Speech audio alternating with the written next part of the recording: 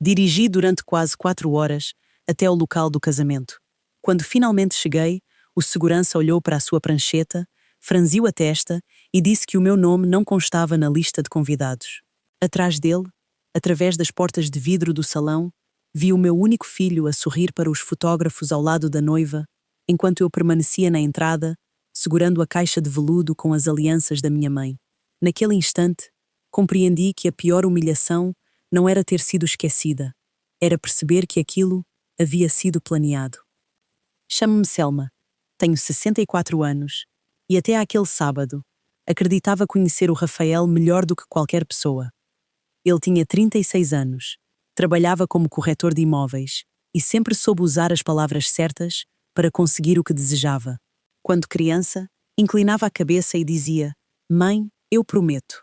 Quando adulto, continuou a fazer o mesmo, apenas substituiu os pedidos de brinquedos por dinheiro, favores e garantias bancárias.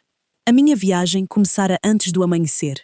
Saí de Campinas às 5h20 da manhã, levando um vestido azul marinho cuidadosamente passado, uma mala pequena, um envelope com 8.000 reais como presente e a caixa de veludo que guardava as alianças dos meus pais. Rafael dissera que seria bonito usá-las na cerimónia, como símbolo de uma união duradoura. Eu emocionei-me na altura. Sabia que ele conhecia exatamente o peso daquelas palavras. O meu marido, Augusto, havia morrido 7 anos antes, depois de uma doença longa que consumiu as nossas economias e as minhas forças. Durante os meses finais, Rafael aparecia pouco. Sempre tinha uma reunião, um cliente ou uma viagem. Mesmo assim, eu o defendia diante dos parentes. Dizia que o meu filho estava a construir a própria vida e que Augusto compreenderia. Talvez repetisse aquilo para não admitir que, enquanto o pai enfraquecia, Rafael já se afastava de tudo o que exigisse cuidado. Depois da morte de Augusto, vendi a nossa casa e comprei um apartamento mais pequeno. Parte do dinheiro ficou investida para a minha reforma. Outra parte foi utilizada 2 anos depois, quando Rafael e Bianca encontraram uma casa num condomínio recém-construído. Eles não tinham dinheiro suficiente para a entrada e o banco não aprovava o financiamento nas condições que desejavam. Rafael pediu-me ajuda durante um jantar. "É um investimento para a família, mãe", disse ele, segurando a minha mão. "Quando tivermos filhos, você poderá ficar perto deles."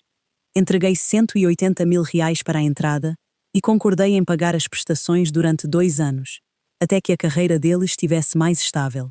Não pedi garantias. Para mim, a palavra de um filho valia mais do que qualquer contrato. Nos 2 anos seguintes, transferi mensalmente 6.420 reais. Quando o prazo terminou, Rafael pediu mais 6 meses, depois mais 3. Sempre havia uma explicação. Uma comissão atrasada, uma reforma inesperada ou algum gasto do casamento. Eu continuava a pagar porque confundia amor com obrigação. Bianca nunca foi abertamente grosseira comigo. A frieza dela era mais cuidadosa. Sorria, elogiava o meu vestido e logo sugeria que eu usasse algo mais discreto para a minha idade. Quando visitava a casa, percebia que os meus porta-retratos estavam guardados, enquanto as fotografias da família dela ocupavam a sala inteira. Ainda assim, tentei conquistá-la. Ajudei a organizar o chá de panela, paguei parte do buffet e aceitei ficar de fora das decisões principais. Quando perguntei sobre os convites, Bianca respondeu que o casamento seria íntimo. Rafael garantiu que eu estaria na primeira fila. "Você é a minha mãe, nem precisa de perguntar." Essas palavras ecoavam na minha cabeça, enquanto o segurança examinava novamente a lista. "Talvez esteja como Selma Andrade", sugeri. Ele procurou. "Não está. Selma Maria Andrade?" O resultado foi o mesmo. Atrás de mim, outros convidados começavam a chegar. Mulheres com vestidos brilhantes, homens a ajustar as gravatas, casais a entregar as chaves aos manobristas. Alguns reconheceram-me. Uma prima de Bianca diminuiu o passo, olhou para mim e rapidamente desviou o rosto. Foi então que percebi que não se tratava de um erro. "Poderia chamar o meu filho?" pedi. O segurança falou com alguém pelo rádio. Pouco depois, uma cerimonialista chamada Patrícia surgiu. Parecia desconfortável. "Dona Selma, recebemos uma orientação específica de que apenas as pessoas confirmadas poderiam entrar. O meu filho sabe que estou aqui." Patrícia hesitou por um segundo. "Foi o bastante." "Ele sabe", respondi por ela. A mulher baixou os olhos. O som da música começou dentro do salão. As portas foram abertas por alguns instantes e vi Rafael perto do altar. Estava impecável num fato cinzento. Bianca permanecia ao seu lado, rodeada pelas madrinhas. Nenhum dos dois olhou para a entrada.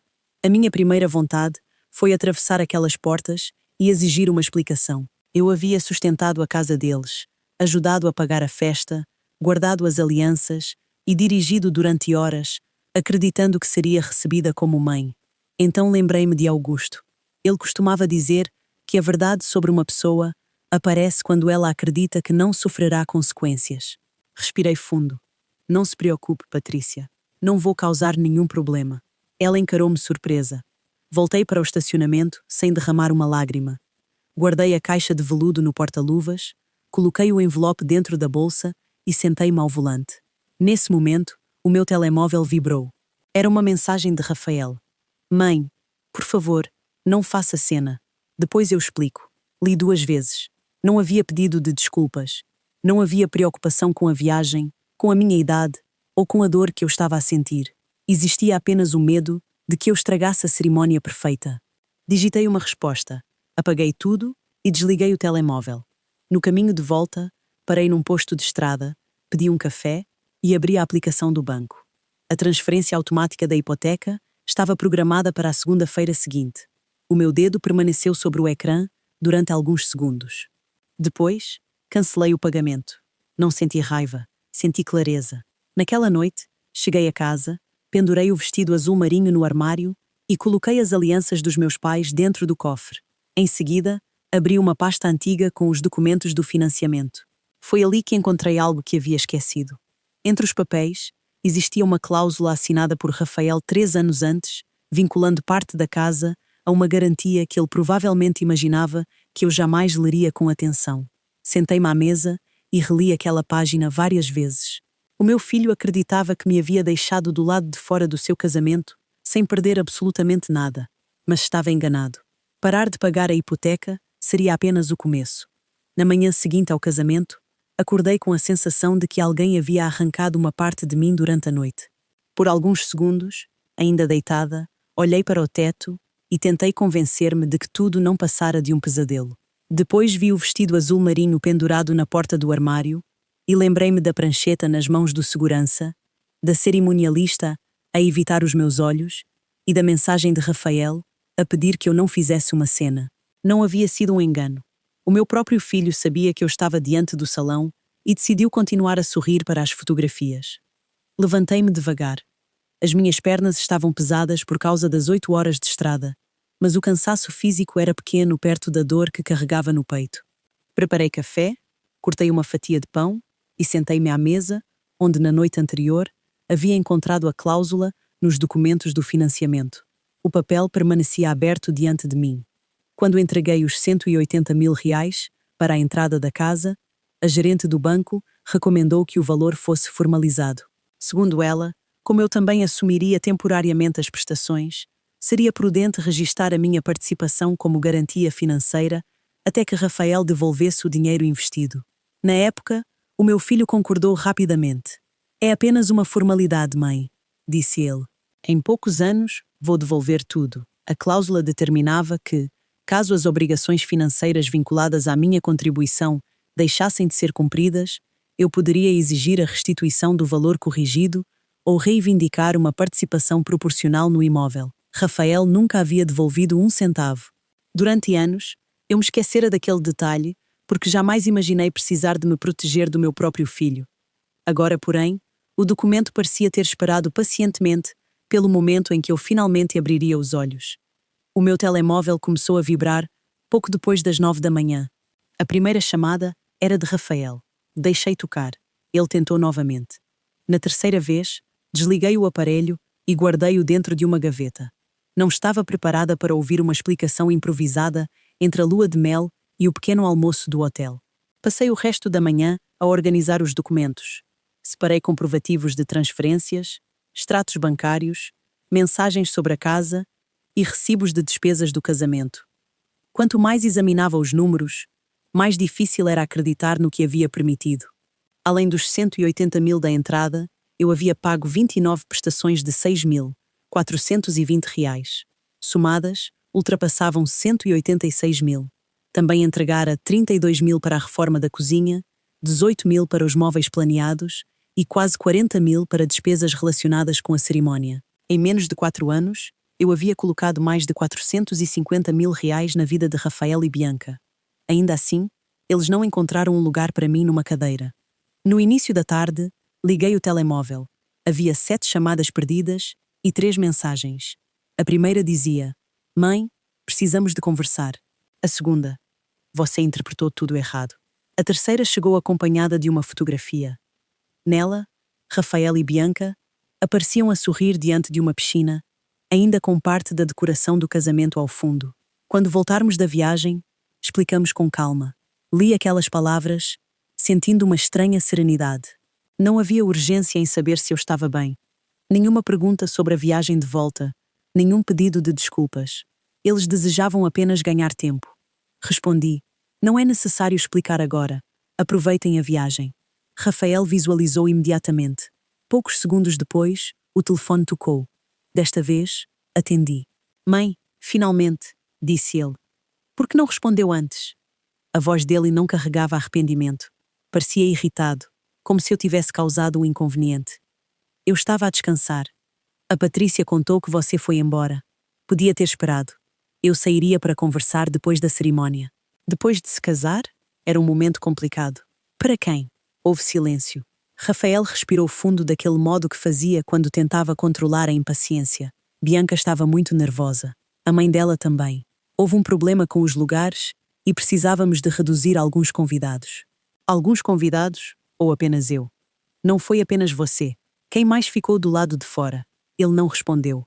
Levantei-me e caminhei até à janela. Do 10º andar, vi pessoas a atravessar a rua, autocarros a parar e crianças a sair de uma padaria com os pais. A vida seguia normalmente, indiferente ao facto de que a minha havia mudado em frente a uma lista de convidados.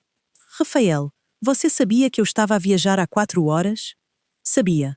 Sabia que eu havia ajudado a pagar a cerimónia?" "Mãe, não vamos transformar tudo em dinheiro." A frase atingiu-me com uma ironia tão profunda que quase ri. Não fui eu que transformei tudo em dinheiro. Bianca queria uma cerimónia elegante e reservada. Você e a mãe dela tiveram alguns desentendimentos durante os preparativos. Achamos que a sua presença poderia gerar um desconforto. Fechei os olhos. Os desentendimentos aos quais ele se referia haviam acontecido quando a mãe de Bianca sugeriu que eu me sentasse nas últimas filas para não aparecer tanto nas fotografias. Eu respondi com educação que gostaria de acompanhar a cerimónia perto do meu filho. Também questionei por os 40 mil reais que entreguei para o buffet haviam sido apresentados aos convidados como um presente dos pais da noiva. Não levantei a voz, não ofendi ninguém, apenas me recusei a desaparecer completamente.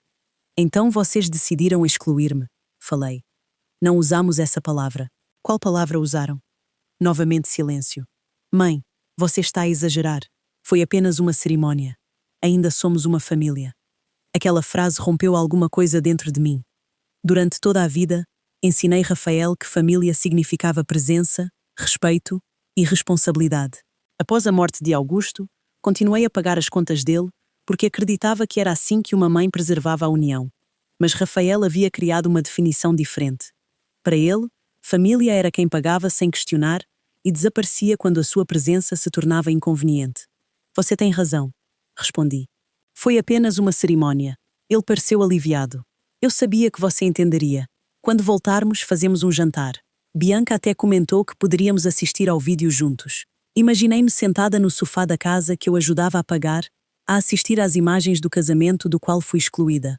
"Não será necessário, mãe. Aproveita a sua viagem, Rafael." Desliguei antes que ele respondesse. 2 dias depois, recebi fotografias do casamento enviadas por uma prima distante. Numa delas, a primeira fila estava ocupada pela família de Bianca. Havia inclusive uma cadeira vazia perto do corredor, portanto não faltavam lugares. Naquela mesma tarde, telefonei para Helena Vasconcelos, amiga de longa data de Augusto e uma das advogadas mais respeitadas que eu conhecia. Não conversávamos há quase 2 anos, mas ela reconheceu a minha voz imediatamente. "Selma, está tudo bem?" Olhei para a pilha de documentos sobre a mesa. "Ainda não sei. Preciso que examine um contrato." "De que tipo?" "Um financiamento imobiliário." "Seu?" Foi o que eu pensei durante muito tempo. Helena marcou uma reunião para a manhã seguinte. Antes de dormir, consultei novamente a minha conta bancária. O débito automático da hipoteca permanecia cancelado. Nenhuma mensagem de Rafael mencionava o pagamento. Ele ainda não havia percebido, mas perceberia. E quando isso acontecesse, eu queria descobrir se o meu filho sentiria mais falta da mãe, que deixou do lado de fora, ou do dinheiro que sempre encontrou disponível. Na manhã seguinte, entrei no escritório de Helena, carregando uma pasta tão pesada que os meus braços começaram a doer antes mesmo de atravessar a porta. Mas o peso dos documentos não era nada comparado ao que eu carregava dentro de mim. Pela primeira vez, pisaria num escritório de advocacia, não para ajudar o meu filho, mas para entender como poderia proteger-me dele. Helena levantou-se da cadeira assim que me viu. Continuava elegante como sempre, com os cabelos grisalhos cuidadosamente presos e um olhar firme que transmitia serenidade. Abraçou-me demoradamente. Faz muito tempo, Selma. Tempo demais.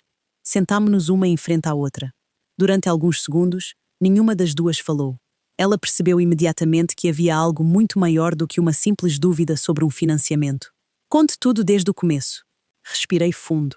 Contei sobre o casamento, sobre as 4 horas de estrada, sobre o segurança, sobre a lista de convidados, sobre a mensagem a pedir para eu não fazer uma cena. Enquanto eu falava, Helena fazia poucas anotações, mas o rosto mudava a cada detalhe. Quando terminei, ela permaneceu alguns instantes em silêncio. Eu conheci o Rafael quando ele tinha 8 anos. Nunca imaginei que ouviria uma história dessas. Empurrei a pasta em sua direção. Também nunca imaginei que pisaria aqui para falar dele. Helena abriu os documentos cuidadosamente. Primeiro analisou o contrato da entrada, depois os comprovativos bancários, em seguida as prestações da hipoteca. Demorou quase 40 minutos. No fim, retirou os óculos e encarou-me. Sabe exatamente quanto investiu nessa casa? Balancei a cabeça negativamente. Ela começou a fazer as contas numa calculadora.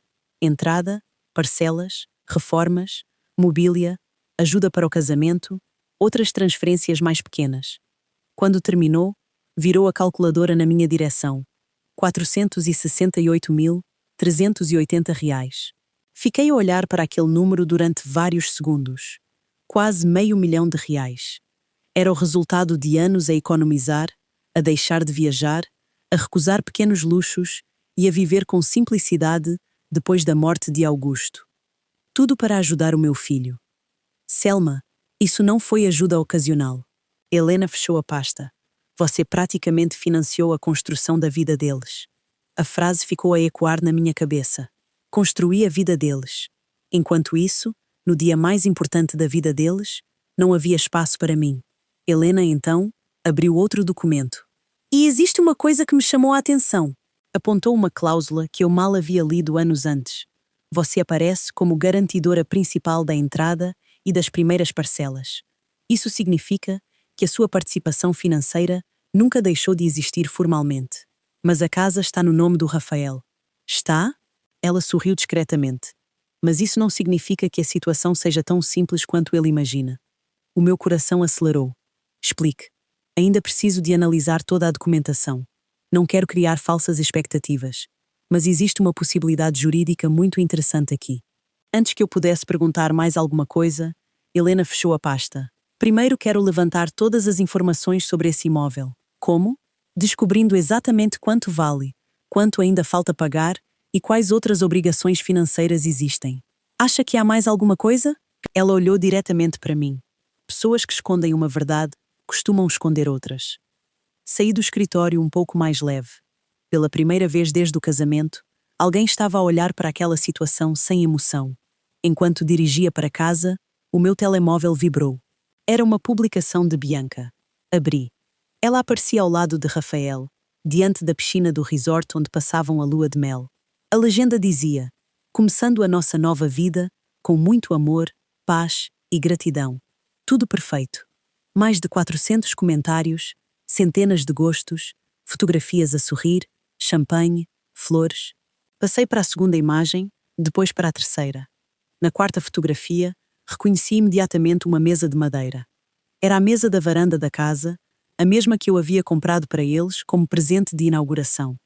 Na quinta foto, aparecia a cozinha planeada, também paga por mim.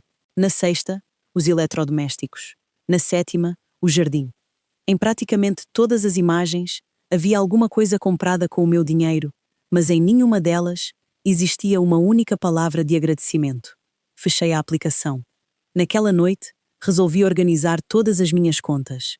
Peguei antigos extratos bancários, separei por datas, transferência da entrada, primeira parcela, segunda, 10ª, 20ª, 29ª, reforma, móveis, buffet, iluminação, decoração. Cada comprovativo parecia uma lembrança de uma mãe a acreditar que estava a construir um futuro para o filho. Foi então que encontrei uma transferência que eu nem lembrava. 75 mil reais. Franzi a testa, revirei a memória. Alguns minutos depois, lembrei. Era o dinheiro da entrada do carro de Rafael. Na época, ele prometera devolver em 6 meses. Nunca devolveu. Continuei a procurar. Mais 12 mil para uma viagem, depois 18 mil para uma consultoria, depois 9 mil para uma emergência. Era impressionante. Durante anos, Rafael nunca me pediu presentes. Apresentava-me necessidades, e eu sempre confundia necessidade com obrigação de mãe. Já passava das 9 da noite, quando o meu telemóvel tocou novamente. Desta vez, era a minha irmã, Célia. Selma, aconteceu alguma coisa? Por quê? Vi as fotos do casamento. O meu coração apertou. E? Ela hesitou. Você não apareceu em nenhuma. Respirei lentamente. Porque eu não entrei. Silêncio. Como assim? Contei tudo. Quando terminei, ouvi apenas a respiração pesada dela do outro lado da linha. Eu sabia que a Bianca era fria, mas nunca imaginei isso. Nem eu. O Rafael permitiu. A pergunta foi como uma faca. Sim. Mais alguns segundos de silêncio. Depois Célia falou algo que eu nunca esquecerei. Selma, talvez o casamento apenas tenha mostrado quem ele já era há muito tempo. Desliguei sem conseguir responder. Passei o resto da noite a olhar para fotografias antigas. Rafael aos 5 anos, no primeiro dia de aula, no aniversário de 15, na formatura, na faculdade. Em todas elas, havia um sorriso sincero. Fiquei a perguntar-me em que momento aquele menino se transformou no homem que me deixou do lado de fora do próprio casamento. Ou talvez a pergunta certa fosse outra. Em que momento eu deixei de enxergar quem ele realmente era? Na manhã seguinte, antes mesmo de tomar café, Helena telefonou-me. A voz estava diferente, mais séria. Selma, preciso que venha ao escritório novamente. Aconteceu alguma coisa? Descobri uma informação que muda completamente esta história. O meu coração disparou. O que encontrou? Ela respirou fundo antes de responder. A casa não é a única dívida do Rafael. Fiquei imóvel. Como assim? Existem outros financiamentos e alguns deles foram feitos poucos meses antes do casamento. Senti um frio percorrer as minhas costas. Ele nunca comentou nada. Eu imaginei. Houve uma pequena pausa. Depois, Helena completou. E existe um detalhe muito estranho. Qual? Um dos empréstimos foi usado para quitar uma dívida antiga, criada exatamente na época em que você entregou os 180 mil reais da entrada. Segurei o telefone com força. As peças começaram lentamente a encaixar-se. Talvez Rafael nunca tivesse precisado do meu dinheiro para comprar aquela casa. Talvez precisasse apenas de esconder um problema muito maior. E pela primeira vez desde o casamento, comecei a desconfiar de que eu não havia sido apenas excluída de uma cerimónia. Havia sido usada durante anos. Passei o resto daquela manhã a olhar pela janela do apartamento, sem realmente ver a cidade diante de mim. A revelação de Helena transformara completamente tudo o que eu acreditava saber sobre Rafael. Até então, pensava que tinha sido apenas excluída do casamento. Agora, começava a perceber que aquela humilhação era apenas a parte visível de algo muito maior. O meu telemóvel permaneceu em silêncio durante 2 dias. Nenhuma chamada, nenhuma mensagem, nenhuma pergunta a perguntar se eu havia chegado bem depois das 4 horas de viagem.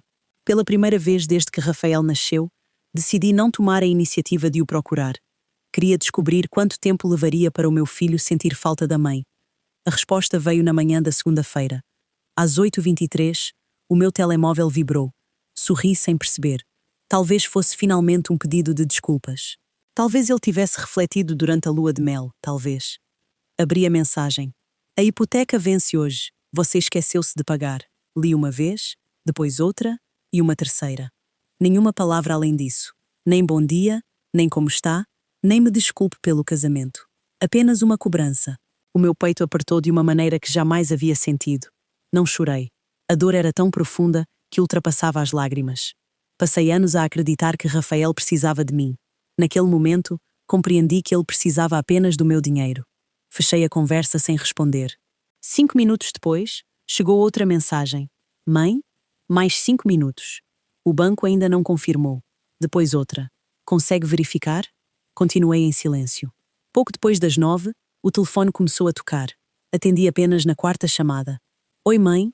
A voz dele estava inquieta. Não havia carinho. Havia preocupação. Mas não comigo. Bom dia, Rafael. Aconteceu algum problema com a transferência? Qual transferência? A da hipoteca. Perguntou como se estivéssemos a falar da conta de água. Não houve problema. Então por que o pagamento não caiu? Olhei para uma fotografia antiga de Augusto sobre a estante. O meu marido costumava dizer que as pessoas revelam quem realmente são quando enfrentam a primeira consequência dos próprios atos. Chegar a esse momento. Porque eu decidi não pagar. Do outro lado da linha, fez-se um silêncio absoluto. Como assim? Exatamente como ouviu. Mãe, deve ser brincadeira.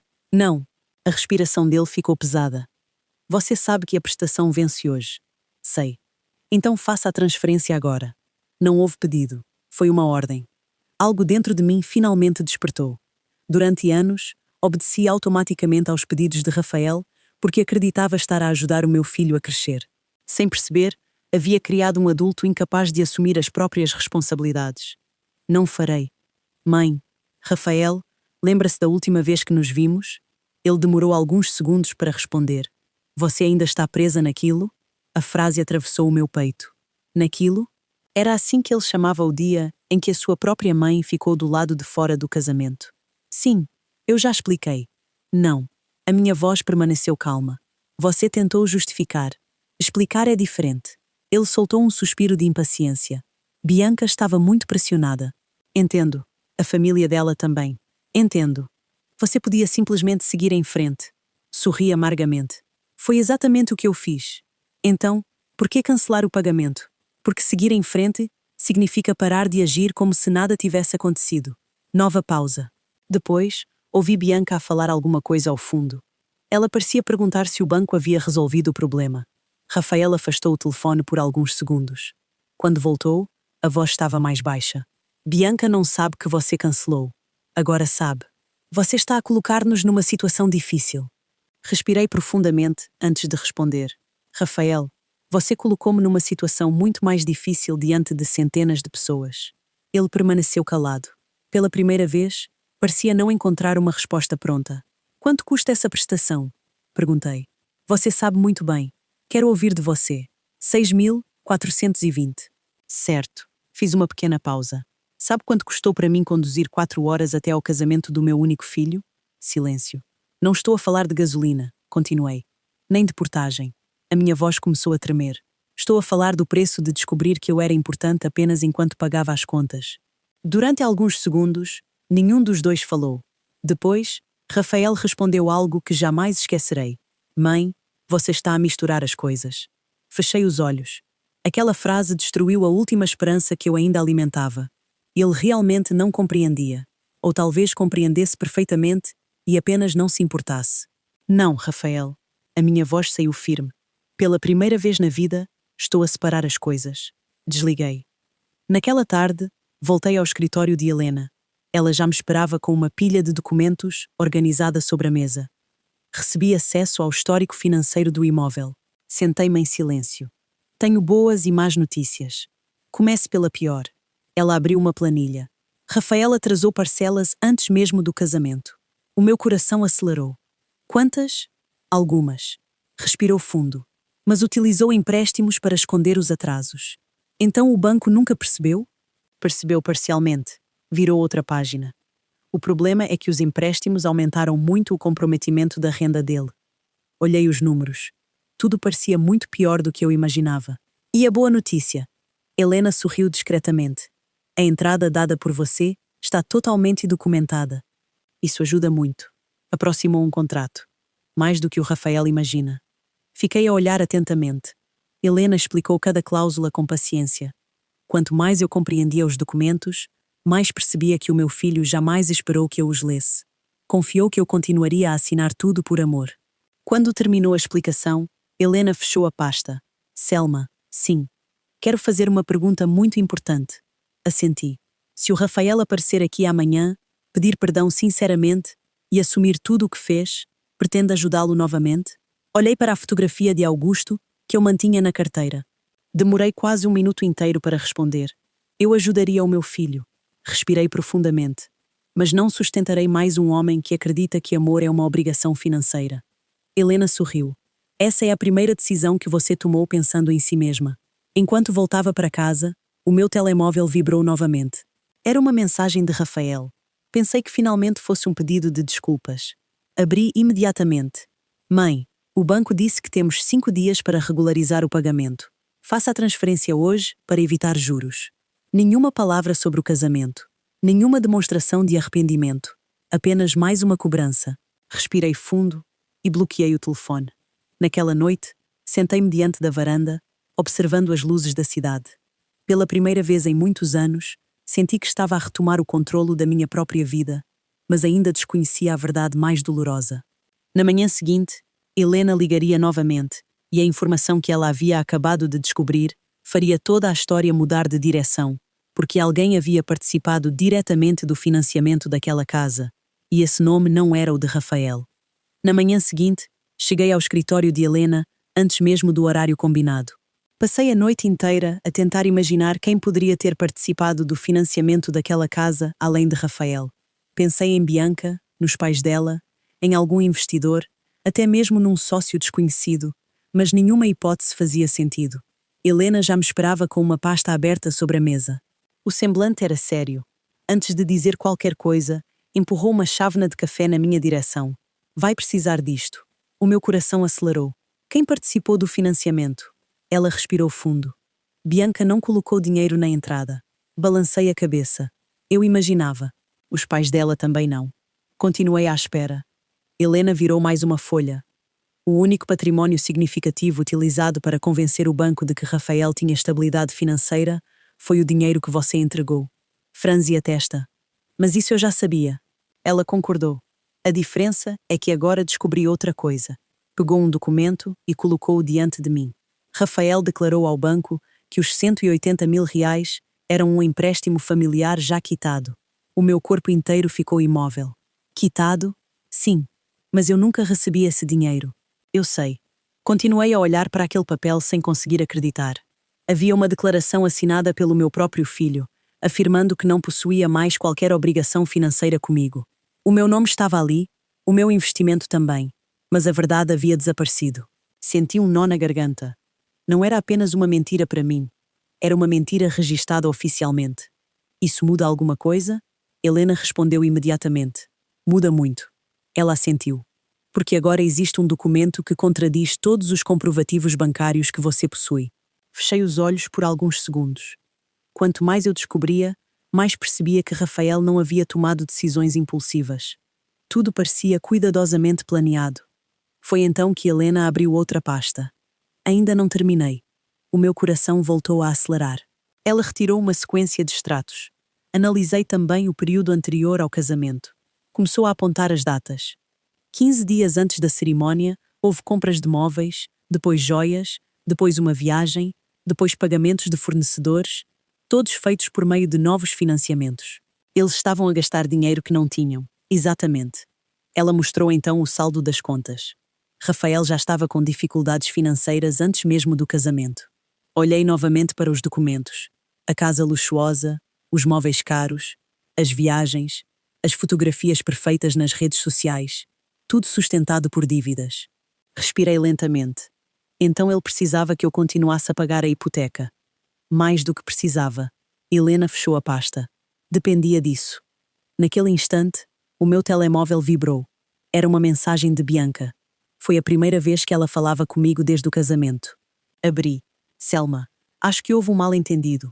Podemos conversar quando eu voltar. Fiquei alguns segundos a olhar para o ecrã. Depois, outra mensagem chegou. Rafael está muito preocupado. Não respondi. Helena observava tudo em silêncio. Vai responder? Balancei a cabeça negativamente. Ainda não. Ela sorriu discretamente. Às vezes, O silêncio é a resposta mais forte.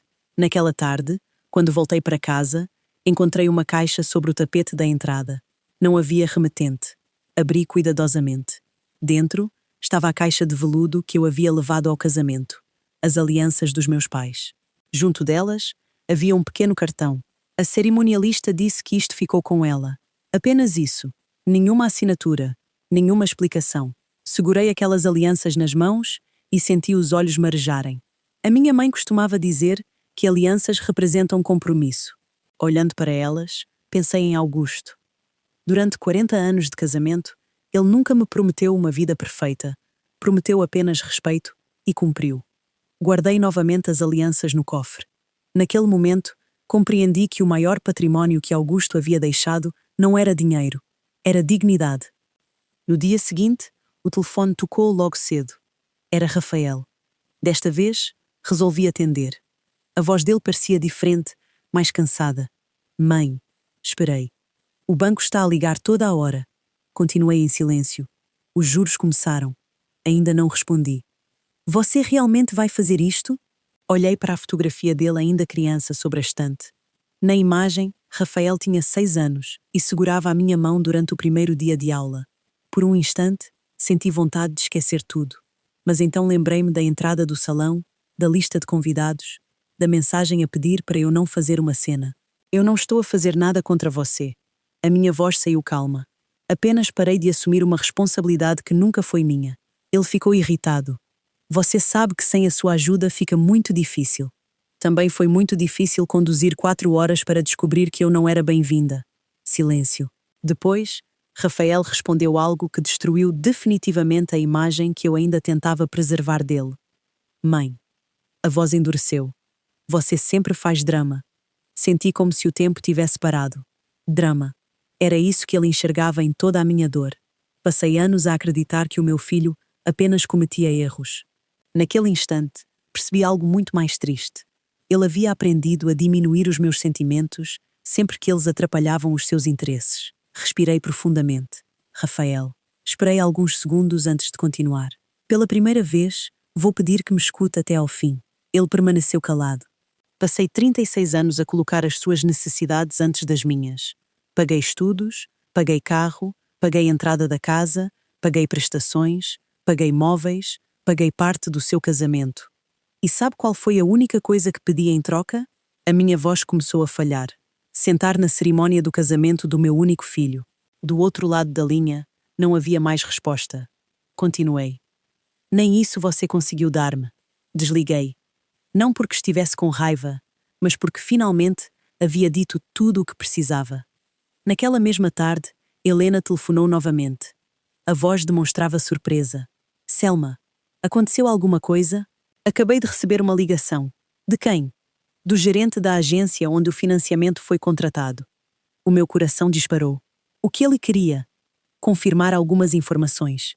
E Helena fez uma longa pausa. Descobrimos que existe um documento assinado com uma assinatura muito parecida com a sua. Fiquei completamente imóvel. Parecida? Sim. A minha respiração acelerou. Mas eu nunca assinei mais nada. Helena respondeu lentamente. Era exatamente isso que eu precisava de confirmar. Naquele instante, compreendi que a história era ainda mais profunda do que imaginávamos. Talvez Rafael não tivesse apenas mentido sobre a dívida. Talvez alguém tivesse utilizado o meu nome em documentos que eu jamais tinha visto. E se aquilo fosse verdade, a traição seria muito maior do que qualquer humilhação sofrida no casamento. Depois da chamada de Helena, fiquei sentada durante vários minutos a olhar para o telefone sobre a mesa. O meu café havia arrefecido, mas eu nem percebia. A única frase que ecoava na minha cabeça era a última que ela havia dito. Existe um documento assinado com uma assinatura muito parecida com a sua. Eu conhecia a minha assinatura melhor do que qualquer pessoa. Sempre fui extremamente cuidadosa com documentos. Augusto costumava brincar que eu lia até as letras miúdas das embalagens de medicamentos antes de comprar qualquer coisa. Por isso, uma única certeza começou a crescer dentro de mim. Se alguém havia utilizado o meu nome, não fora por acaso. Havia intenção, e intenção exige planeamento. Naquela manhã, fui novamente ao escritório de Helena. Ela espalhou vários documentos sobre a mesa. Compare estas assinaturas. Olhei atentamente. A primeira era minha. A segunda parecia minha, mas apenas à primeira vista. A inclinação das letras era diferente. O traço final do sobrenome estava ligeiramente maior. O S de Selma tinha uma curva que eu jamais fazia. Não fui eu, Helena assentiu. Eu também acredito. O meu coração acelerou. Isso significa que alguém, ela completou, muito provavelmente reproduziu a sua assinatura. Respirei profundamente. Aquilo não era apenas uma mentira, era algo muito mais sério. Mas Helena levantou a mão antes que eu tirasse conclusões. Ainda precisamos de descobrir quem apresentou esse documento. Ela abriu outra pasta. E foi exatamente isso que solicitei ao banco. Quando saí do escritório, decidi fazer algo que vinha adiando há semanas. Passei numa pequena floricultura. Comprei um ramo de lírios brancos. Depois, segui até ao cemitério onde Augusto estava enterrado. Fazia quase 4 meses que eu não o visitava. Sentei-me diante da lápide. Passei delicadamente a mão sobre o nome dele. Você sempre dizia que eu protegia demais o Rafael. Sorri com tristeza. Acho que você tinha razão. Durante alguns minutos, fiquei ali a conversar em silêncio, como fazia desde a sua partida. Contei tudo: o casamento, a hipoteca, as dívidas, os documentos, as mentiras. No fim, enxuguei discretamente uma lágrima. Se você estivesse aqui, saberia exatamente o que fazer. Levantei-me para ir embora. Foi então que ouvi uma voz atrás de mim. Dona Selma? Virei-me. Demorei alguns segundos para reconhecer aquela mulher. Era Luciana. Ela havia trabalhado durante anos na mesma imobiliária onde Bianca iniciou a carreira. Encontrámo-nos apenas 2 ou 3 vezes em festas da empresa. Ela parecia nervosa. Desculpe incomodar. Claro que não. Ela respirou fundo. Eu soube do casamento. Assenti discretamente. Também soube que a senhora não entrou. Fiquei surpresa. Como é que sabe isso? Ela baixou os olhos. Porque muita gente comentou depois. O meu coração apertou. Então, não era apenas a minha família que conhecia a verdade. Outras pessoas também. Luciana hesitou por alguns segundos, depois falou algo que mudou completamente a direção daquela história. Preciso de contar uma coisa. Olhei atentamente para ela. Bianca falava muito da senhora. O meu estômago gelou. O que ela dizia? Luciana parecia desconfortável. Sempre dizia que o maior património do Rafael era a mãe dele. Fiquei imóvel. Ela continuou. No início, achei que estivesse a elogiar a senhora. Respirou fundo. Mas depois percebi que ela estava a falar do dinheiro. Senti as minhas mãos ficarem frias. Luciana prosseguiu. Algumas semanas antes do casamento, ouvi uma conversa sem querer. O meu coração acelerou. Que conversa? Ela olhou em volta antes de responder. Bianca dizia que depois do casamento, seria mais fácil convencer o Rafael a cortar definitivamente os laços com a senhora. O meu corpo inteiro ficou paralisado. Ela disse isso? Luciana assentiu lentamente. Disse também que, quando a casa estivesse completamente quitada, vocês não precisariam mais de manter contacto frequente. O meu peito apertou. Não consegui responder. Luciana parecia arrependida. Pensei em avisar antes, mas achei que fosse apenas um desabafo. Agora percebo que talvez eu devesse ter falado. Segurei delicadamente a mão dela. Já está a ajudar-me. Ela respirou aliviada. Antes de ir embora, ainda acrescentou. Tem mais uma coisa. Esperei. Bianca dizia que o Rafael era muito influenciável. Franzi a testa. Como assim? Ela sempre comentava que bastava insistir um pouco e ele acabava a concordar com tudo. Fiquei a olhar para Luciana durante alguns segundos. Aquela informação não diminuía a responsabilidade do meu filho, mas explicava muitas coisas. Talvez Rafael realmente tivesse feito escolhas, mas alguém alimentava essas escolhas diariamente. Voltei para casa profundamente abalada. Passei horas a olhar para fotografias antigas. Numa delas, Bianca aparecia a sorrir ao meu lado durante o noivado. Lembrei-me perfeitamente daquele dia.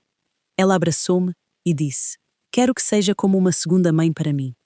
Hoje, aquelas palavras pareciam vazias, ou talvez nunca tivessem sido sinceras. No início da noite, o meu telemóvel tocou. Número desconhecido. Atendi. Dona Selma? Era a voz de um homem. Sim, aqui é o Marcelo. Sou gerente da agência onde foi contratado o financiamento. Olhei imediatamente para os documentos sobre a mesa.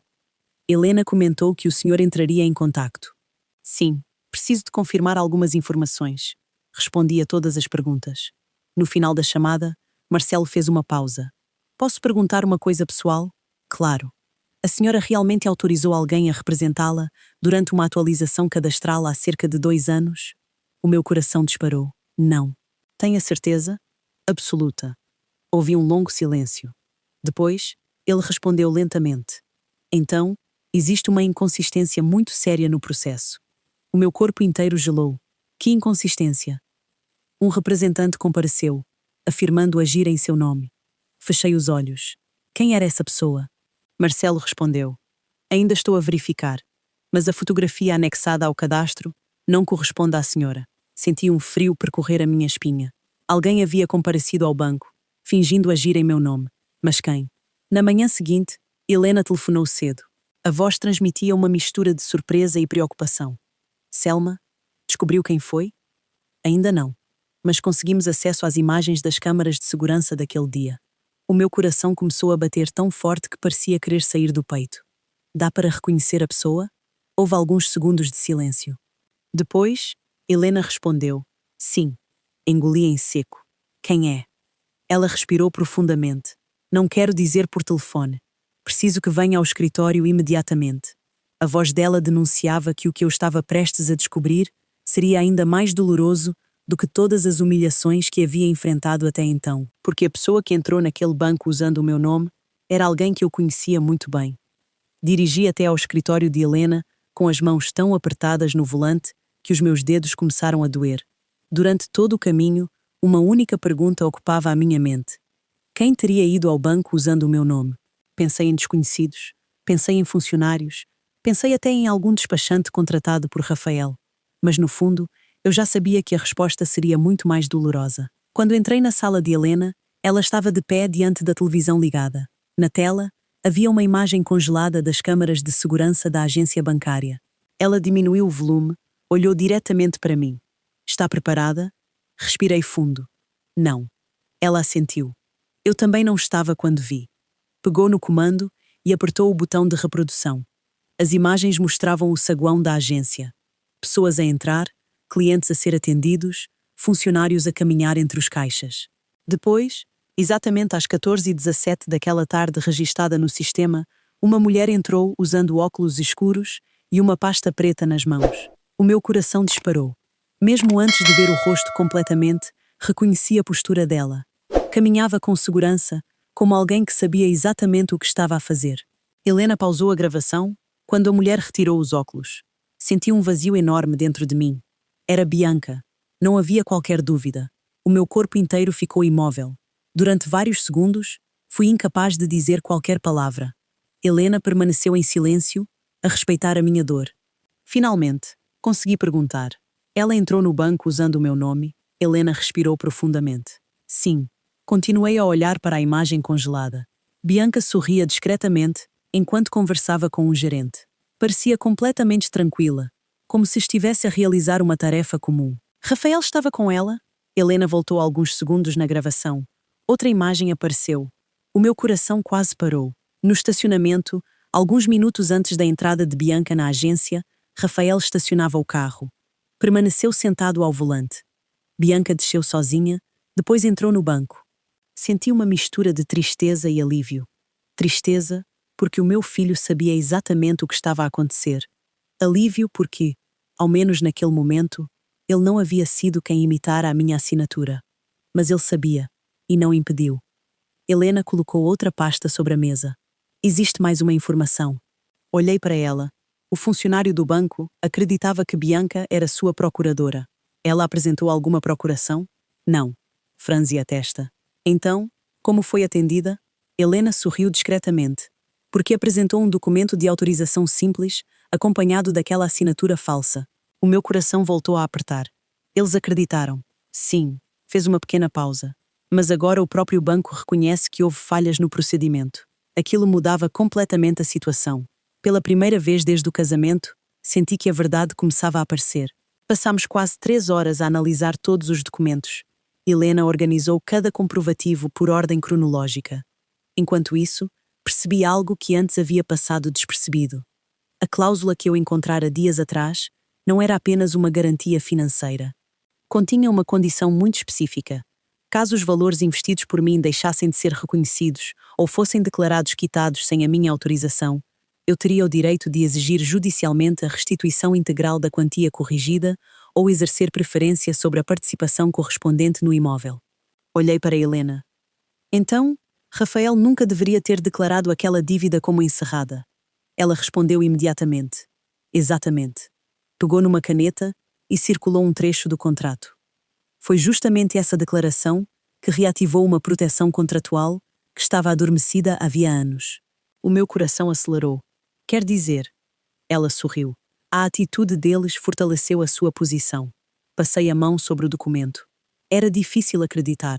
Durante anos, aquela cláusula permanecera esquecida numa pasta dentro do meu armário. Agora, podia mudar completamente o rumo da minha vida. Na saída do escritório, Helena fez um último pedido. Selma. Sim, não procuro o Rafael, nem a Bianca. Principalmente a Bianca. Por quê? Ela respondeu com tranquilidade. Porque quem acredita que ainda controla uma situação costuma revelar muito mais do que imagina. Concordei. Pela primeira vez desde o casamento, eu não precisava de correr atrás de respostas. As respostas estavam a vir até mim.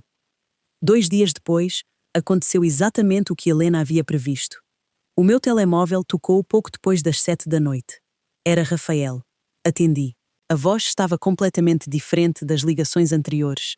Parecia nervosa. Mãe! Esperei. Recebemos uma notificação. O meu coração permaneceu tranquilo. Entendo. O banco quer esclarecimentos sobre alguns documentos. Não respondi. Ele continuou. Você falou com alguém? Olhei pela janela do apartamento. A chuva começava a cair lentamente. Falei. Silêncio. Com quem? Com uma advogada. A respiração dele mudou imediatamente. Você contratou uma advogada? Sim. Mais alguns segundos de silêncio. Depois, ouvi Bianca a falar ao fundo. Ela parecia perguntar o que eu havia respondido. Rafael cobriu parcialmente o telefone. Mesmo assim, consegui ouvir uma frase. Eu disse que ela não teria coragem. Fechei os olhos. Não senti raiva. Senti pena. Durante todo aquele tempo, eles acreditaram que eu continuaria a aceitar qualquer humilhação. Voltou para a ligação. Mãe. A voz já não demonstrava a mesma segurança. Podemos conversar pessoalmente? Pensei por alguns segundos. Depois respondi. Claro. Amanhã, não. Quando vocês estiverem preparados para dizer a verdade. Ele permaneceu calado. Depois, fez uma pergunta que revelou exatamente o que realmente o preocupava. Você pretende tirar a nossa casa? Olhei novamente para a fotografia de Augusto. Sorri discretamente. Rafael. A minha voz saiu firme. Eu não estou a tentar tirar nada de ninguém. Fiz uma pequena pausa. Apenas estou a tentar recuperar aquilo que vocês decidiram apagar da minha vida. Desliguei. Na manhã seguinte, Helena telefonou novamente. Desta vez, a voz transmitia um entusiasmo que eu ainda não havia ouvido desde o início daquela história. Selma. Aconteceu alguma coisa? Sim. Boa ou ruim? Ela sorriu. Muito boa. Sentei-me imediatamente à mesa. O que foi? Recebemos resposta oficial do banco. O meu coração acelerou. E eles reconheceram a inconsistência documental e aceitaram iniciar uma revisão completa do financiamento. Respirei aliviada, mas Helena ainda não havia terminado.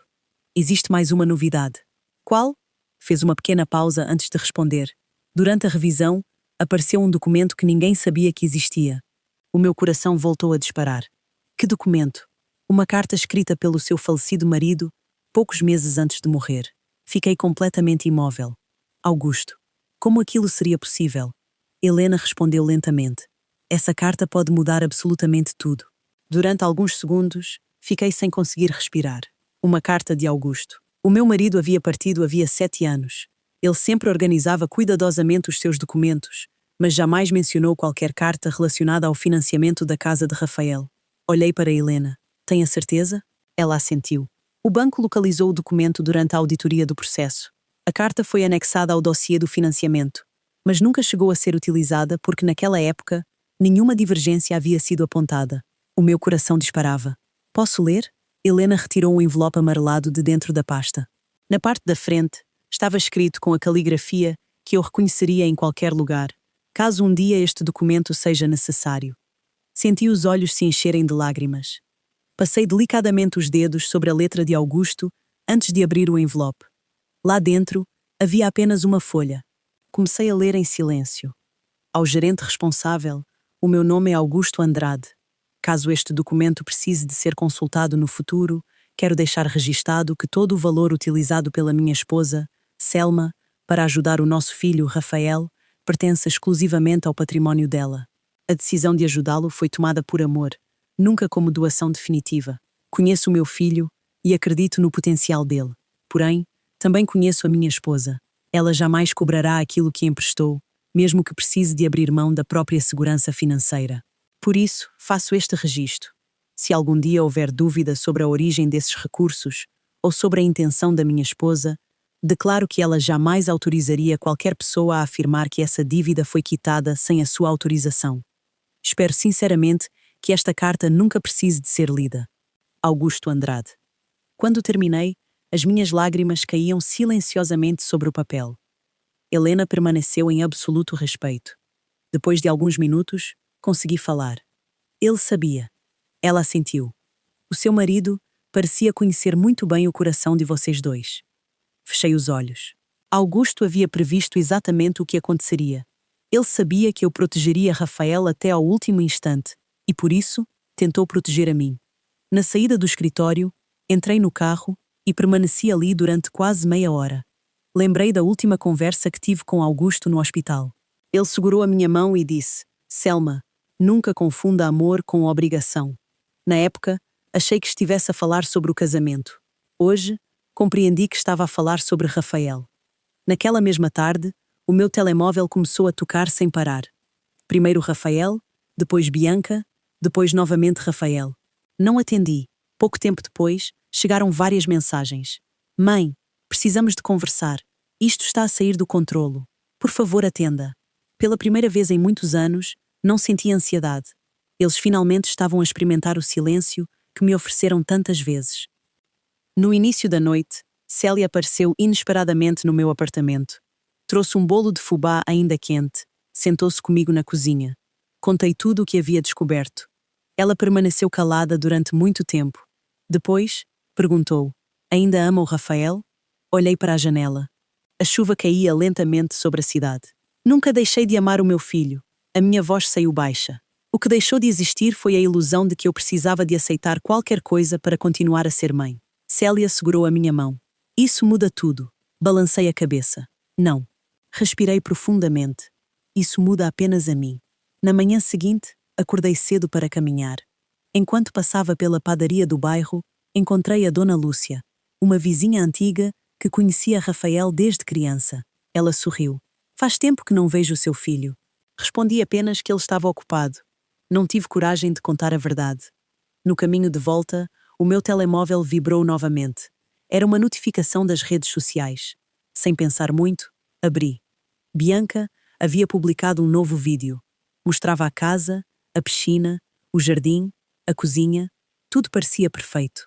Mas algo chamou a minha atenção: os comentários. Várias pessoas perguntavam por que eles estavam a vender alguns móveis praticamente novos.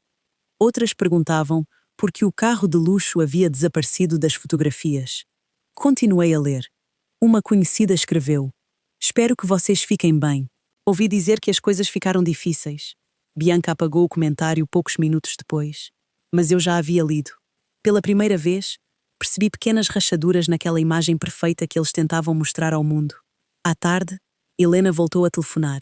A voz transmitia tranquilidade. Selma, o banco suspendeu temporariamente qualquer alteração contratual até ao fim da auditoria. Respirei aliviada.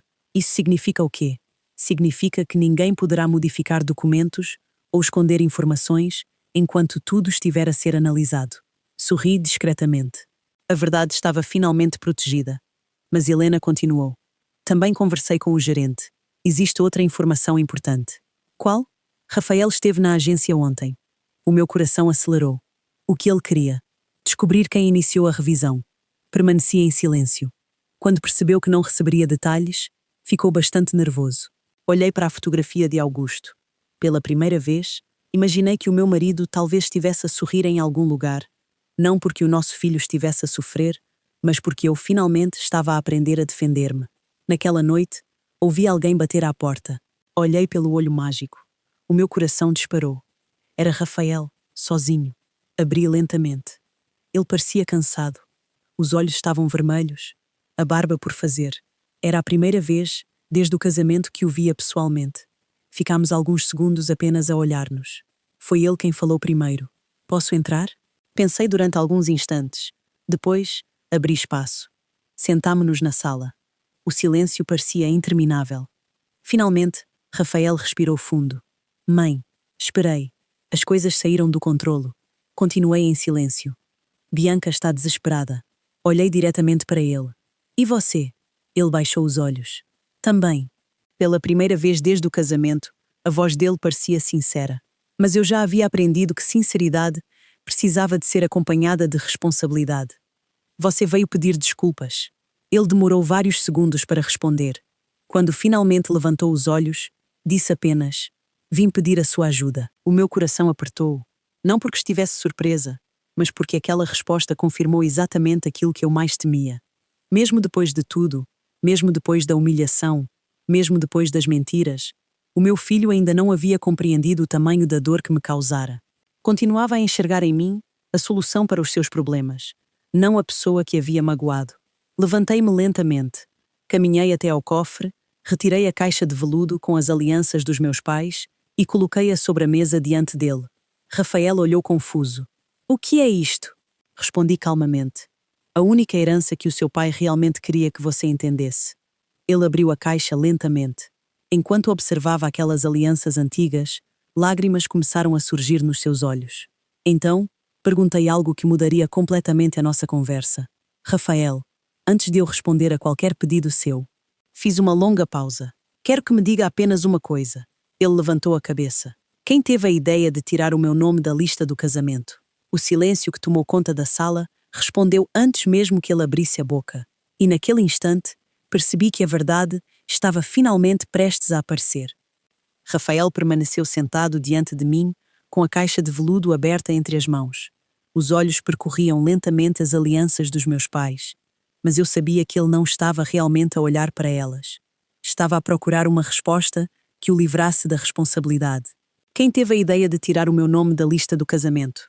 Repeti. Ele fechou a caixa, depois colocou-a sobre a mesa com extremo cuidado. Mãe, não foi exatamente assim. Senti uma tristeza profunda. Durante toda a vida, Rafael começava as suas piores explicações daquela maneira.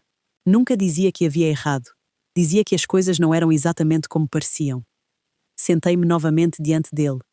Então, me conte como foi. Ele passou as mãos pelo rosto. Bianca estava muito nervosa com o casamento.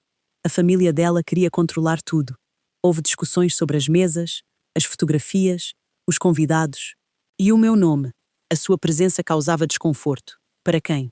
Ele desviou os olhos. Para Bianca. A resposta saiu quase como um sussurro. O meu coração apertou, mas permaneci calma. E porquê? Ela dizia que você fazia questão de lembrar a todos que estava a pagar parte das coisas.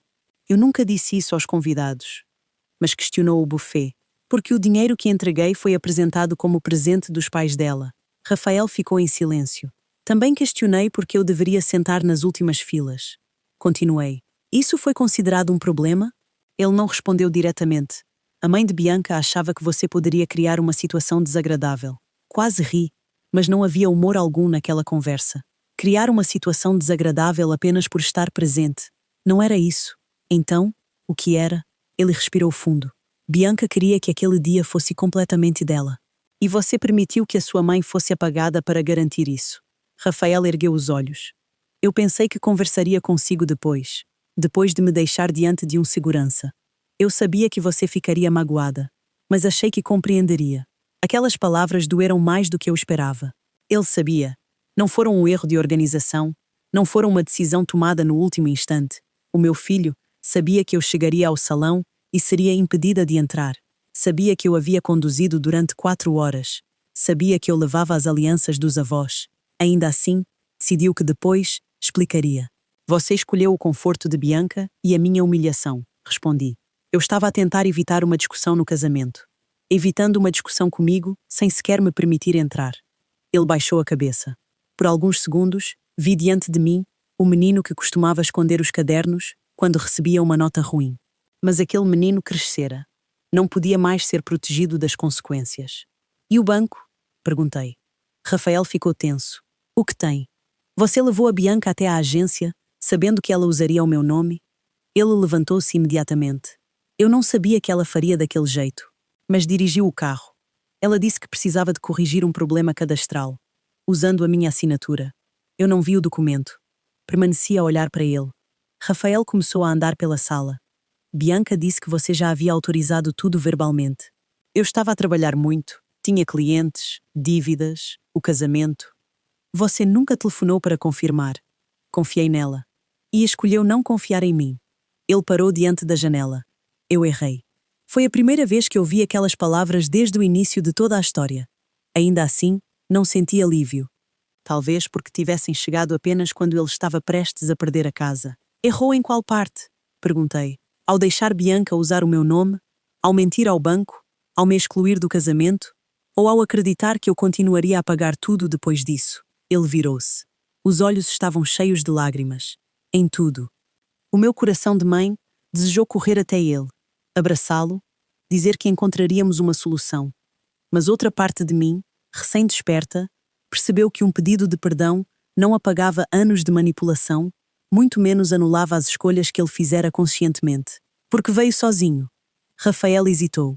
Bianca não sabe que estou aqui. Ela não queria que eu viesse. Disse que conversar consigo demonstraria fraqueza. Aquela resposta não me surpreendeu. E o que ela sugeriu? Que esperássemos. Esperassem o quê? Que você mudasse de ideia. Sorri tristemente. Eles ainda acreditavam que o meu silêncio era apenas uma fase. Rafael, já leu a carta do seu pai? Ele levantou a cabeça, surpreso. Que carta? Contei sobre o documento encontrado pelo banco, sobre as palavras de Augusto, sobre o registro feito antes da sua morte e sobre a preocupação que ele tinha com a minha segurança financeira. Rafael sentou-se novamente. O rosto perdeu completamente a cor. O pai escreveu isto? Escreveu sobre mim, sobre nós dois. Ele permaneceu em silêncio. Pela primeira vez, parecia realmente abalado. Não pela hipoteca, não pelo banco, mas pela possibilidade de que Augusto tivesse previsto o seu comportamento. Posso ler um dia? Ele ergueu os olhos. Por que não agora? Porque ainda não sei se você deseja compreender o seu pai ou apenas descobrir como o documento afeta a casa. Rafael não respondeu. O silêncio entre nós tornou-se pesado. Poucos minutos depois, ele levantou-se. Preciso de ir. Acompanhei-o até à porta. Antes de sair, virou-se para mim. Mãe, esperei. Vai tomar a casa? Não sei. Como pode não saber? Porque ainda estou a decidir o que é justo. Ele respirou fundo. Bianca não vai aceitar. Bianca não precisa de aceitar. O meu filho olhou-me como se estivesse diante de uma desconhecida. Talvez estivesse. A mulher que ele conhecia pagava primeiro e perguntava depois. A mulher diante dele finalmente aprendera que amor sem limites facilmente se transforma em permissão para ser usada. Rafael saiu sem se despedir. Fechei a porta e encostei a testa na madeira. Só então permiti que algumas lágrimas caíssem. Não chorei pela casa. Chorei pelo filho que eu desejava ter reencontrado naquela noite e que ainda parecia perdido dentro de um homem dominado pelo medo, pela aparência e pelo dinheiro. 2 dias se passaram sem notícias. Helena continuava a acompanhar a auditoria do banco. Segundo ela, havia provas suficientes para contestar a declaração de quitação, exigir a restituição do valor investido e responsabilizar os envolvidos pelas irregularidades documentais. Ainda assim, eu não havia decidido qual caminho seguir. A justiça podia recuperar o meu dinheiro, mas não devolveria os anos em que confundi exploração com amor. Na terceira noite, enquanto organizava algumas roupas no quarto, o meu telemóvel vibrou. Era uma mensagem de Bianca. Abri com cautela. Selma, precisamos de agir como adultas. Rafael está muito abalado. Esta situação pode destruir o nosso casamento. Observei aquelas palavras durante alguns segundos. Não havia pedido de desculpas, nenhuma menção à assinatura, nenhum reconhecimento da humilhação. Respondi apenas: converse com a minha advogada. Bianca visualizou quase imediatamente. Logo depois, novas mensagens chegaram. Está a exagerar. Sempre pagou a hipoteca porque quis. Ninguém a obrigou. Não tente fazer-se de vítima. Coloquei o telemóvel sobre a cama. Já havia recebido acusações suficientes. Não responderia. Alguns minutos depois, surgiu uma nova notificação.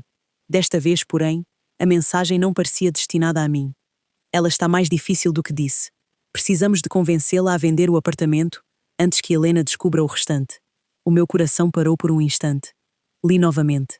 A mensagem havia sido apagada poucos segundos depois, mas eu já tinha visto. As minhas mãos começaram a tremer. Antes que pudesse reagir, outra mensagem chegou. Desta vez, de Rafael. Mãe, ignore qualquer mensagem da Bianca. Ela está nervosa. Fiquei completamente imóvel. O restante. O que Helena ainda não havia descoberto. E por que vender o meu apartamento fazia parte dos planos deles. Rapidamente, fiz uma captura de ecrã da notificação que ainda aparecia no histórico do telemóvel. Enviei para Helena. Ela telefonou-me menos de um minuto depois. Selma? De quando é essa mensagem? Agora. Não responda mais nada. O que significa antes que descubra o restante? Ainda não sei. A voz dela estava séria. Mas vou descobrir. Na manhã seguinte, Helena pediu que eu comparecesse ao escritório. Quando cheguei, ela estava acompanhada por Marcelo, o gerente do banco. Os dois tinham uma expressão preocupada. Sentei-me.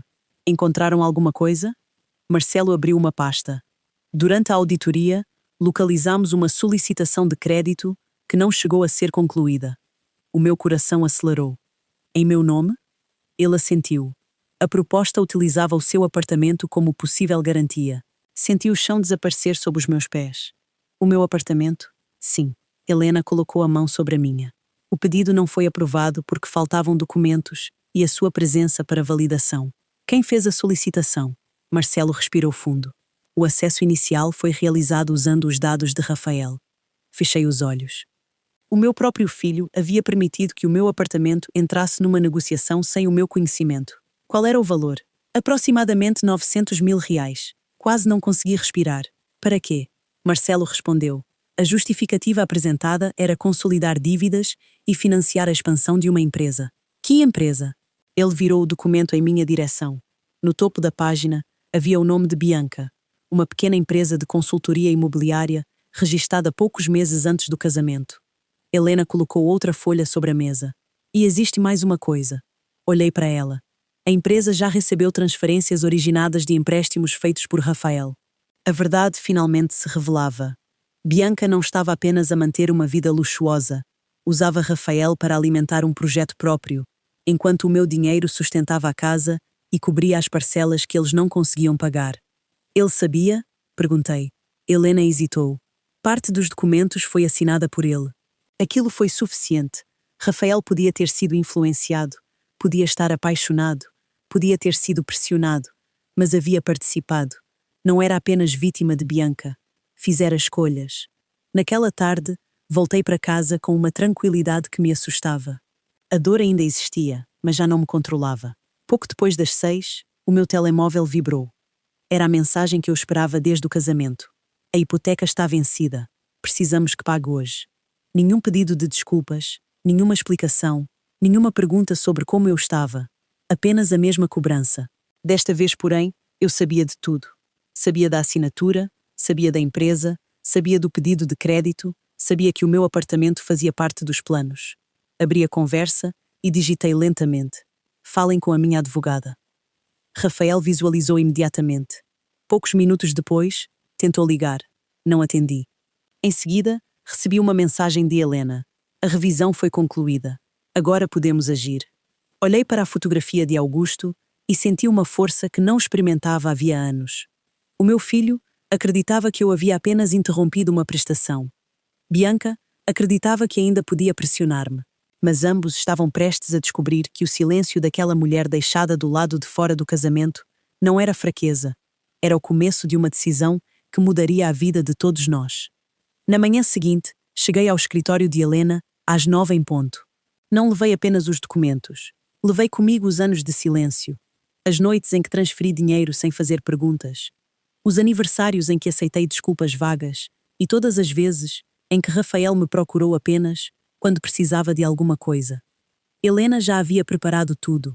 Sobre a mesa estavam a carta de Augusto, os extratos bancários, os registros da agência, a imagem de Bianca a entrar no banco, a solicitação de crédito envolvendo o meu apartamento e a declaração falsa a afirmar que a dívida comigo havia sido quitada. Era a história inteira de uma traição organizada em pastas. Está pronta? Perguntou Helena. Olhei para aqueles papéis. Desta vez, estou. Ela explicou que tínhamos 3 caminhos. Poderíamos exigir imediatamente a restituição integral de tudo o que investi, pedir o reconhecimento da minha participação no imóvel ou negociar um acordo que me devolvesse o património sem prolongar o conflito. Qual recomenda? Perguntei. Depende do que deseja recuperar. Meu dinheiro? Helena inclinou a cabeça. Apenas o dinheiro? A pergunta atingiu-me profundamente. Durante semanas, acreditara que queria recuperar os 468 mil investidos na casa. Depois descobri que o valor real, somado a outras transferências, ultrapassava muito aquilo. Mas existiam perdas que nenhum cálculo alcançava. Queria recuperar o meu respeito, a minha tranquilidade, a minha capacidade de tomar decisões sem sentir culpa.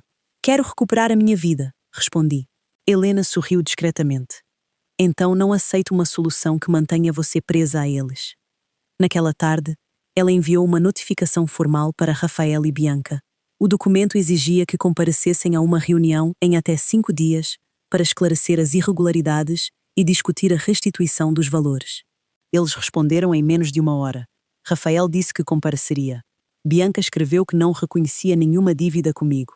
Helena leu a mensagem e apenas comentou: quem nega tudo diante de tantas provas costuma estar com muito medo. A reunião aconteceu na sexta-feira. Cheguei primeiro. Usei um conjunto bege simples, os cabelos presos e o broche que Augusto me dera no nosso 30º aniversário de casamento. Não escolhi aquela roupa para impressionar ninguém. Escolhi porque queria sentir o meu marido perto de mim. Rafael entrou alguns minutos depois. Parecia abatido.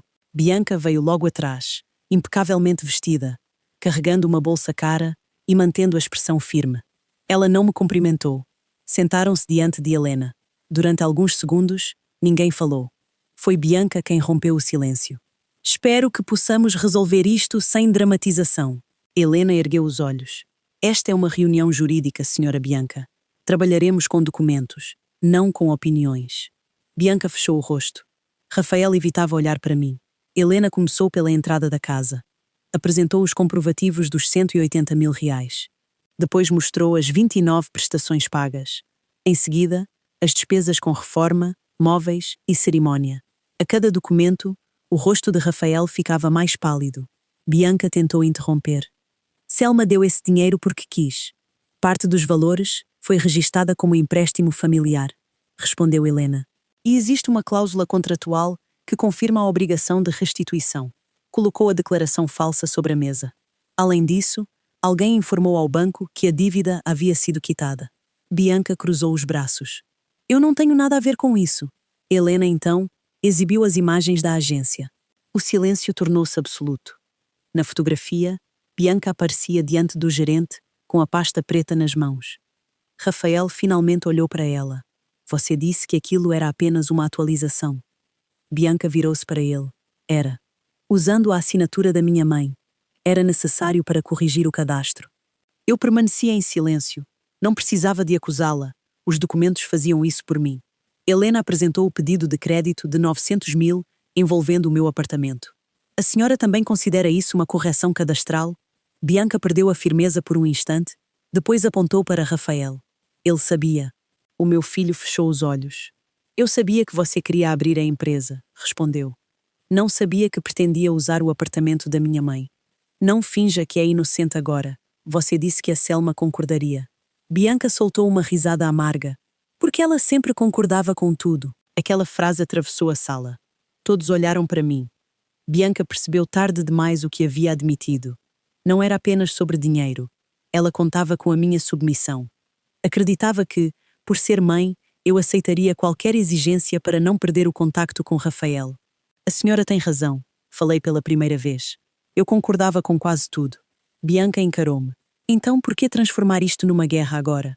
Porque eu finalmente compreendi que vocês nunca chamaram isso de ajuda. A minha voz permaneceu serena. Chamavam de obrigação. Rafael baixou a cabeça. Helena, então, apresentou a carta de Augusto. Quando mencionei o nome do pai, Rafael ergueu os olhos imediatamente. Entreguei a carta a ele. Leia. As mãos tremiam. Rafael começou em silêncio, mas parou no meio. Os olhos ficaram marejados. Bianca demonstrou impaciência. Isso não muda os documentos. Muda sim, respondeu Helena. A carta confirma a origem do dinheiro, a intenção de Selma e a ausência de autorização para declarar a dívida quitada. Rafael terminou a leitura. Por alguns segundos, segurou o papel contra o peito. O pai sabia que isso aconteceria? O seu pai sabia que eu não conseguiria proteger-me de você. Respondi. Ele começou a chorar, não de maneira exagerada, apenas silenciosamente, como alguém que finalmente se via refletido num espelho do qual não podia fugir. Bianca levantou-se. Não vou ficar aqui a assistir a este teatro. Helena permaneceu sentada. Pode ir, mas a senhora será formalmente chamada para prestar esclarecimentos sobre os documentos apresentados ao banco. Bianca parou. Está a ameaçar-me? Estou a informar as consequências. Ela olhou para Rafael. Vamos embora. O meu filho não se moveu. Rafael? Ele continuou sentado. Vou ficar. O rosto de Bianca mudou completamente. Depois de tudo que fiz por você. Rafael ergueu os olhos. O que fez por mim? A pergunta pareceu surpreendê-la. Eu construí a nossa vida. Ele olhou para as pastas sobre a mesa. A minha mãe construiu a nossa vida. Bianca ficou em silêncio. E nós apagámo-la, completou. Por um instante, senti pena dos dois, não porque fossem inocentes, mas porque haviam construído um casamento sobre aparências, dívidas e segredos. Agora, sem o meu dinheiro a sustentar tudo, nada permanecia sólido. Bianca pegou na bolsa e saiu sem olhar para trás. A porta fechou-se. Rafael permaneceu sentado diante de mim. Mãe, levantei a mão. Ainda não. Ele ficou quieto. Helena explicou a proposta. Rafael e Bianca poderiam vender a casa voluntariamente. Após a quitação do saldo bancário, a minha contribuição seria devolvida com correção. As demais dívidas continuariam a ser responsabilidade deles. Caso recusassem, iniciaríamos as medidas legais para reconhecer a minha participação no imóvel e contestar todos os documentos irregulares. Quanto tempo temos? Perguntou Rafael. 5 dias, respondeu Helena. Ele olhou para mim. E se eu não conseguir convencer a Bianca? Então você enfrentará as consequências das decisões que assinou, falei. Rafael fechou os olhos. Pela primeira vez, não ofereci uma solução. Não prometi pagar. Não disse que tudo ficaria bem. Permiti que o meu filho carregasse o peso que, durante anos, colocara sobre os meus ombros. Quando se levantou para ir embora, parou diante de mim. Sinto muito pelo casamento. Esperei. Ele respirou fundo. Não apenas porque você parou de pagar. Sinto muito porque sabia que estava na porta e escolhi não sair para a encontrar. Os meus olhos encheram-se de lágrimas. Era o pedido de desculpas que eu esperava desde aquele sábado, mas agora compreendia que o perdão não precisava vir acompanhado de mais dinheiro. Obrigada por finalmente dizer a verdade. Rafaela assentiu. Não nos abraçamos. Ainda não. Algumas feridas exigem mais do que palavras para cicatrizar. Ele saiu do escritório, carregando uma cópia da carta do pai. Eu permaneci ao lado de Helena. Acha que ele vai aceitar o acordo? Perguntei. Rafael, talvez aceite. E Bianca? Helena fechou as pastas. Bianca ainda acredita que pode vencer. Naquela mesma noite, recebi uma nova mensagem. Não era de Rafael. Era de Bianca. Você acha que recuperou o controlo, mas ainda não sabe de tudo. Fiquei a olhar para a tela. Em seguida, chegou uma fotografia. Nela, Bianca segurava um documento antigo com a assinatura de Augusto. Logo abaixo da imagem, escreveu: o seu marido também tinha segredos. O meu coração disparou. Eu acreditava que a última verdade já havia sido revelada, mas Bianca acabara de mostrar que ainda guardava uma peça capaz de mudar completamente o desfecho daquela história. Passei a noite inteira a olhar para a fotografia enviada por Bianca. Ampliei a imagem várias vezes. O documento parecia realmente antigo.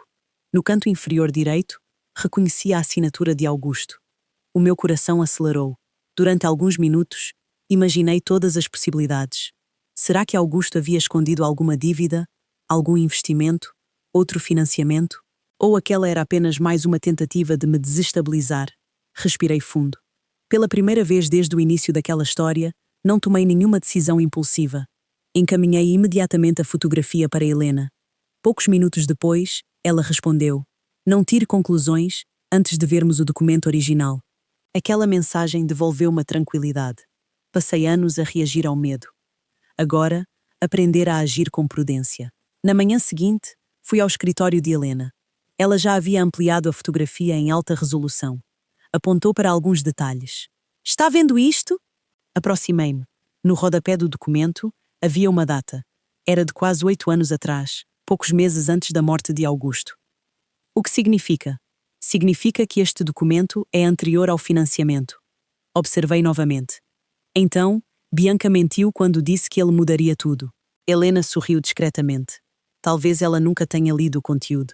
O meu coração desacelerou. Alguns minutos depois, conseguimos uma cópia oficial do arquivo. Era uma autorização assinada por Augusto para que parte de uma aplicação financeira fosse utilizada numa reforma da antiga casa onde morávamos. Nada tinha relação com Rafael. Nada envolvia a hipoteca. Nada contrariava a carta encontrada pelo banco. Olhei para Helena. Ela fechou a pasta. Bianca apostou que bastaria mencionar o seu marido para criar insegurança. Sorri pela primeira vez em muitos dias. Ela não percebeu que Augusto sempre foi transparente comigo. Na tarde daquele mesmo dia, Rafael apareceu novamente. Desta vez, estava sozinho. Parecia mais calmo.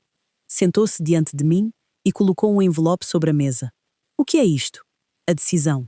Abri lentamente. Lá dentro, havia uma proposta assinada por ele.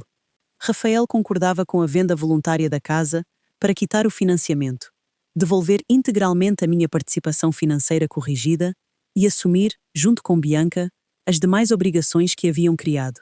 Olhei para ele. Ela concordou? Ele balançou a cabeça negativamente. Não. Então, por que assinou? Ele respirou profundamente. Porque cansei de construir a minha vida em cima do seu sacrifício. Fiquei em silêncio. Bianca foi embora ontem. O meu coração apertou. Ela levou algumas coisas da casa e disse que eu havia escolhido você. Perguntei calmamente. E o que respondeu? Ele sorriu com tristeza. Que eu deveria ter escolhido a minha mãe desde o começo. As palavras ficaram suspensas entre nós. Nenhum de nós comemorou. Não existia vitória em ver uma família desfazer-se. Existia apenas a esperança de que algo verdadeiro pudesse ser reconstruído. Algumas semanas depois, a casa foi colocada à venda. Não era uma mansão, nem um símbolo de sucesso. Era apenas um imóvel que carregava lembranças bonitas e decisões muito dolorosas. Quando finalmente foi vendida, o banco encerrou o financiamento. A minha participação foi reconhecida conforme os documentos e o acordo firmado. Recebi o valor correspondente atualizado. Quando o depósito apareceu na minha conta, permaneci a olhar para o ecrã do computador durante vários minutos. Não sorri, também não chorei. Percebi que aquele dinheiro nunca representou riqueza. Representava reconhecimento. Pela primeira vez, senti que a minha história havia sido ouvida. Com parte daquele valor, realizei um sonho antigo. Comprei um pequeno apartamento perto de um parque. Nada luxuoso, mas iluminado, silencioso, com uma varanda onde o sol entrava todas as manhãs. Pendurei na sala uma fotografia de Augusto a sorrir. Ao lado dela, coloquei a carta que ele escrevera anos antes, emoldurada, não como lembrança da dor, mas como lembrança do homem que acreditou que eu merecia proteção, mesmo quando eu ainda não acreditava. Rafael começou a aparecer aos poucos. Nunca mais chegou a pedir dinheiro. Às vezes, aparecia apenas para tomar café. Outras vezes, ajudava a trocar uma lâmpada ou a levar as compras. No início, as nossas conversas eram curtas. Havia vergonha dos dois lados. Mas, pouco a pouco, elas voltaram a acontecer naturalmente. Certa tarde, enquanto caminhávamos pelo parque, ele parou diante de um banco. Mãe? Sim? Consegue perdoar-me? Olhei para o lago à nossa frente. Demorei alguns segundos para responder. O perdão não significa esquecer. Ele assentiu. Continuei. Também não significa fingir que nada aconteceu. Os olhos dele ficaram marejados. Então, segurei a mão dele. Significa decidir que a dor não vai dirigir a nossa vida para sempre. Ele chorou discretamente. Pela primeira vez desde o casamento, eu o abracei. Não porque tudo estivesse resolvido, mas porque ambos estávamos dispostos a reconstruir aquilo que havia sido quebrado. Desta vez, sem mentiras, sem dependência, sem silêncio. Meses depois, encontrei Bianca por acaso num supermercado. Ela viu-me antes, hesitou por um instante, depois aproximou-se. Selma. Esperei. Ela parecia diferente, mais cansada, menos preocupada em parecer perfeita. Queria dizer. Parou no meio da frase. Respirou fundo. Errei muito com você. Não havia justificativas, nem acusações. Apenas aquelas palavras. Respondi com sinceridade. Espero que encontre um caminho melhor daqui para a frente. Ela fez um leve movimento com a cabeça. Seguimos cada uma para um corredor diferente. Não nos tornámos amigas, nem precisávamos. Às vezes, encerrar um conflito com respeito já é suficiente. Naquela noite, sentei-me na varanda do meu novo apartamento. O vento balançava suavemente as plantas. Abri uma velha caixa onde guardava fotografias da família. Encontrei uma imagem de Rafael ainda menino. Ele segurava a minha mão no primeiro dia de aula. Sorri. Percebi que aquele menino nunca deixara de existir completamente. Apenas se perdera em escolhas erradas. E eu também me havia perdido. Passei anos a acreditar que amar era resolver todos os problemas dos outros. Hoje, compreendia que amar também significa ensinar limites, ensinar responsabilidade e, principalmente, preservar a própria dignidade. Olhei para a fotografia de Augusto. Sorri. Você estava certo. O silêncio da casa parecia responder. Fechei os olhos por um instante. Pela primeira vez desde aquele casamento, senti uma paz verdadeira. Não porque havia recuperado dinheiro, nem porque a verdade apareceu, mas porque finalmente compreendi uma lição que levarei para o resto da vida. Quem ama de verdade, ajuda, apoia e perdoa quando possível, mas nunca precisa de abrir mão do próprio respeito para continuar a ser amado. E foi naquele momento, com o coração finalmente leve, que percebi que a longa viagem de 4 horas até ao casamento do meu filho não tinha sido o pior dia da minha vida.